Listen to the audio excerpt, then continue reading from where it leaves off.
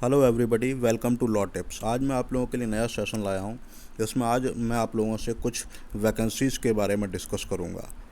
तो जो भी लॉ ग्रेजुएट्स हैं जिन्होंने एलएलबी कंप्लीट कर लिया है, उन लोगों के लिए एक बहुत ही ऑसम अपॉर्चुनिटी है। एक वैकेंसीज निकल के आई है एमपी स्टेट से।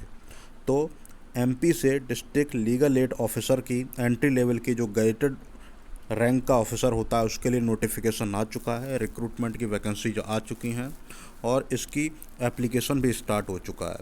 तो इसका एप्लीकेशन 25 जून 2021 से स्टार्ट हो चुका है और इसकी last date of application is 24 July 2021। इसमें जो एग्ज़ाम का जो पैटर्न है, वो एग्ज़ाम का पैटर्न 2 टियर एग्ज़ाम है। 2 स्टेजेस में एग्ज़ाम होगा। एक है ऑनलाइन एग्ज़ाम और दूसरा है इंटरव्यू। ऑनलाइन एग्ज़ाम जो होगा वो ऑब्जेक्टिव टाइप का है, एमसीक्यूज टाइप का है, और इंटरव्यू जो है वो 25 मार्क्स का। तो ऑनलाइन जो रिटन एग्ज़ाम जो है वो 200 मार्क्स का है मैक्सिमम। तो इसका मतलब ये है कि एक तरीके से वेटेज जो है वो ऑनलाइन एग्ज़ाम्स का ही जा रहा है।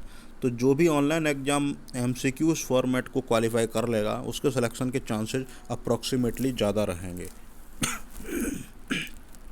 इसके बाद ऑनलाइन एग्ज़ाम की डेट जो है वो बाद में नोटिफाई की जाएगी और ऑनलाइन एग्ज़ाम के जो सेंटर्स होंगे वो एमपी में ही रहेंगे। जबलपुर, भोपाल, इंदौर, ग्वालियर, सागर, सतना व उज्जैन, इनमें से कहीं पर भी ऑनलाइन एग्ज़ाम आपका जो है सेंटर हो सकता है। अब हम बात करेंगे कि इसकी ऑनलाइन एग्ज़ाम जो होगा, जो ऑब्जेक्टिव फॉर्मेट का जो होगा, उसके क्या पैटर्न है और उसका क्या सिलेबस है। तो जो भी ऑनलाइन एग्ज़ाम जो होगा उसमें 2 तरह के क्वेश्चंस आएंगे। उसके दो, पहला है लॉ और दूसरा है जनरल स्टडीज़ और तीसरा है कंप्यूटर एंड जनरल साइंस। तो जो लॉ से जो क्वेश्चंस आएंगे वो 140 क्वेश्चंस होंगे और उनके मैक्सिमम मार्क्स होंगे 140। उसके अलावा अपार्ट फ्रॉम दैट, जो जनरल स्टडीज़, जीएस और सोशल साइंस के जो क्वेश्चन आएंगे वो 30 मार्क्स होंगे, जो 30 क्वेश्चंस होंगे। कंप्यूटर और जनरल इंग्लिश के 30 क्वेश्चंस होंगे, जिसके प्रेस्क्राइब्ड मार्क्स 30 है।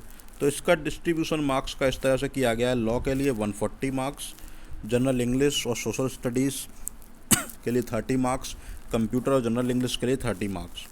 अब लॉ का जो सिलेबस है उसमें कॉन्स्टिट्यूशन ऑफ इंडिया है, जिसमें सिर्फ 3 पार्ट हैं। Part 3 fundamental rights, part 4 directive principles of state policy, part 4 a fundamental duties.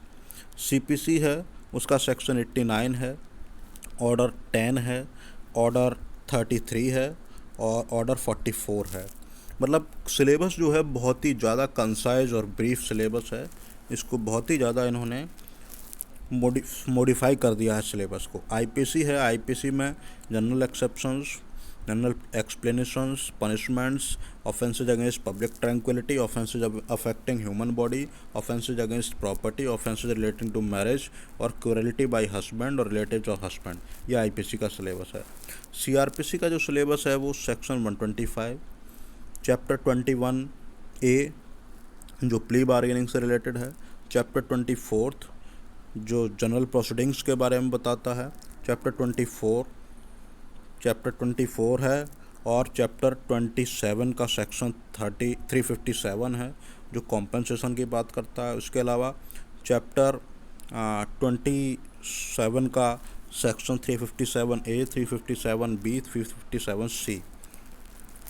उसके अलावा juvenile justice care and protection of children act 2015 है, तो इसमें बहुत ज़्यादा कुछ प्रोविजंस नहीं है।